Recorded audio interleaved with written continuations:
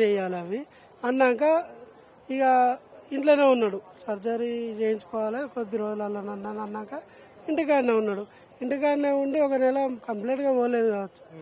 తర్వాత ఊరికే తీసుకెళ్ళినాం కదా, ఊర్లో పోయి 10-15 రోజులు సర్టిఫికెట్స్ కూడా తీసుకెళ్లాడు అని చెప్పి అంటా ఉన్నారు. ఆ మెడికల్ సర్టిఫికెట్లు తీసుకెళ్ళినా కూడా ఎందుకు మరి కాలేజ్ యాజమాన్యం ఒప్పుకోలేదు?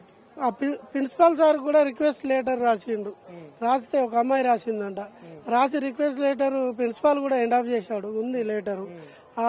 ఎండ్ ఆఫ్ చేసినాక ఏవో కృష్ణమూర్తి సార్ అనేట ఆయన మాత్రమే ఇన్ని కావాలని సార్ 42% కూడా మీరు హాల్ టికెట్ ఇచ్చారు, ఆయనకి 5,000 అన్నారు, నాకు 5,000 అంటారు, ఇట్లా నేను కట్టా సార్, నేను ఇట్లా దీనివల్ల ఉన్నా సార్ అని అన్నందుకు వాడి గురించి మాట్లాడుతున్నావురా, నువ్వు బాగా మాట్లాడుతున్నావురా అని అన్నాడంట. అని ఈయన్ని తీసుకెళ్లిపోయి రూమ్లోనే నిలబెట్టాడంట.